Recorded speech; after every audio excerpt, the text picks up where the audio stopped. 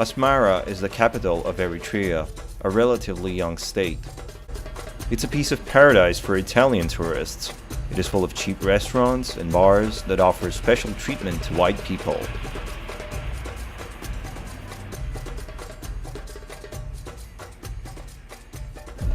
This building is almost an office building. There are no offices, but there is a lot of work going on. At 7 years of age, children are old enough to start working here. During the day, children go to school. Then they work here. This is cheap labor. This is child labor. People here have a different way of thinking than those in the village. Every person has one ambition: to earn money. Some drive around in big, expensive SUVs. Others sell chewing gum on the sidewalks. But you probably knew that already. They know that school and work go hand in hand from the very first moment. They know that they will work all their lives, but their only hope is that at some point they will, at least, be able to pick their job. That is their dream, a dream that we probably take for granted. My name is Ali. My class is 6-8. Section 8. How old are you? I am 13 years old. Your name? My name is Simon Amaniel. Simon Amaniel, okay. How old are you? My name is... No. How old are you? How old are you? عندك I is old. كنت 9. You're 9 years old, okay. أبزي أنت تجاوبرو؟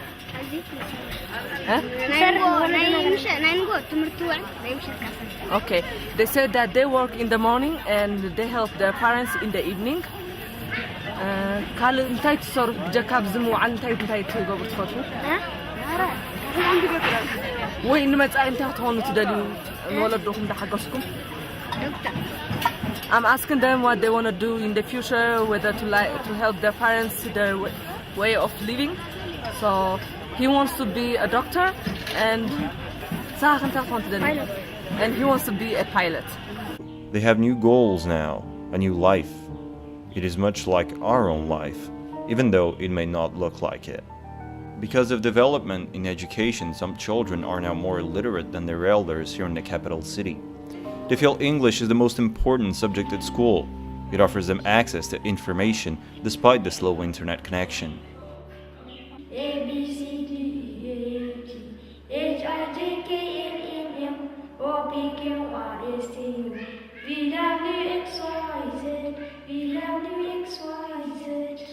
We must speak in English.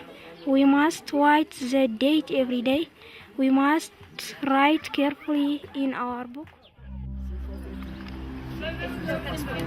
Okay, we are in front of Hetero community, Hetero camp.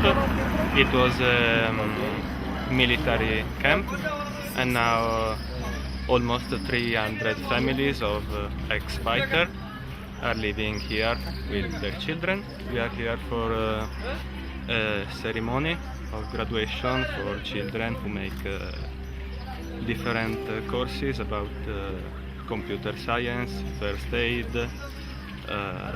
arts, and other things. In their eyes, this is the right way to go, the right way for future generations as well. Do they really think of the future generations or only of themselves? Just like us, just like we have taught them to think. At the end of each school year, there is a concert. The principal gives out prizes in the form of a piece of paper. Only the best students are entitled to it. Such prizes motivate the children to do even better next year. They become persistent and develop a yearning for education. Eritrea's budget is humble, yet the country is trying to do its best to provide for the upcoming generations so that the new face of Eritrea can be built by its young people. You could probably imagine how that new face will look, just like the one in the mirror. Children here realize how difficult their lives would be if they didn't attend school at all. They have understood that the only way to eventually leave this place is to do well in school, so they focus on learning English.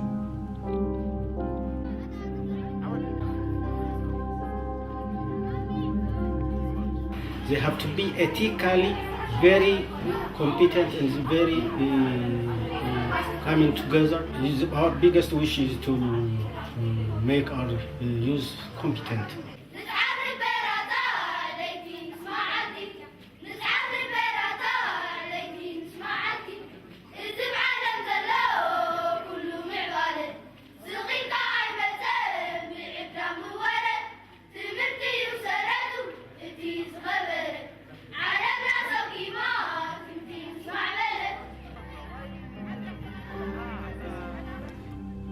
People are more secure now, and they have a vision of a better life in their own independent country. This is how the capital, Asmara, looks. It is a city that will keep on developing and become richer with its newly educated workforce. This labor market will, over time, also become more stable.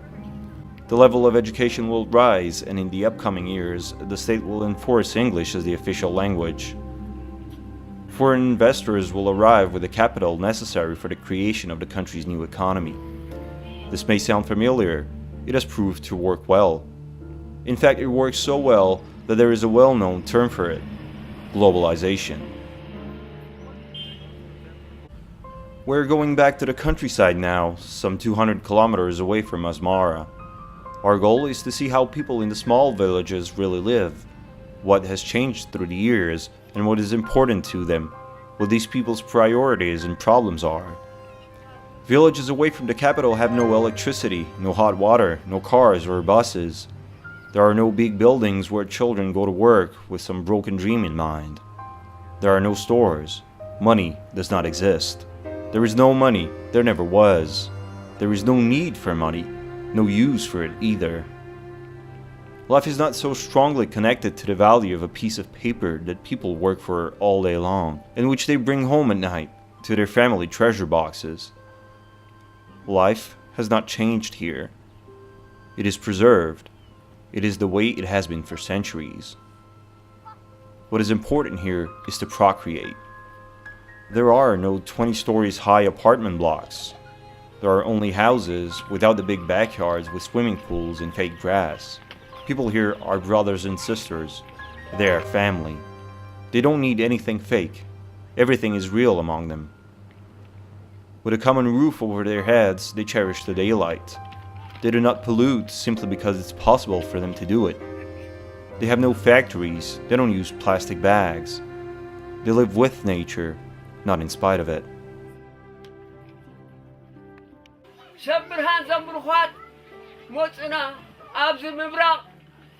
إلكتريك أشوفه لم يدنا هجها وقع متاهمنا وتبرهان كتونا تحاقشنا وقع لحان متاهم لهم الله عد مدريان تحاقشنا حاقشنا وسير يبلنا لهم الله عدهم. We might pass on by, as travelers, volunteers, or tourists. We are the people with the global thinking, with the global minds. But we are also people who want to help where help is needed around the world.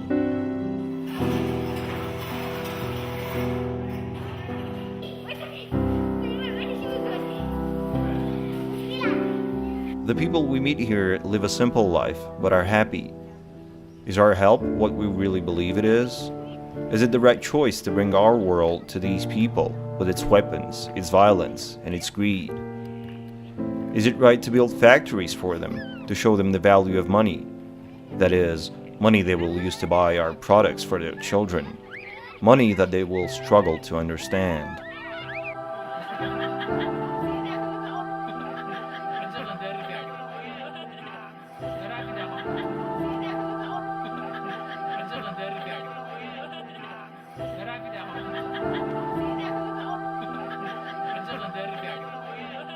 Soccer is the most common game around here.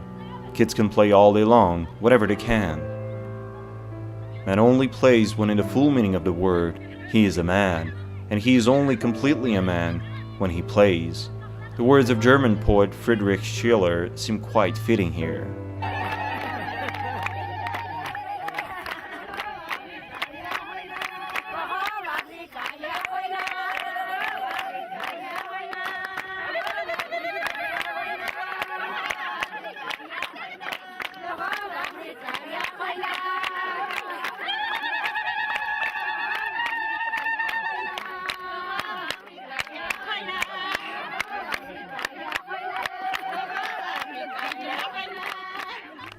The women sing. Only they can.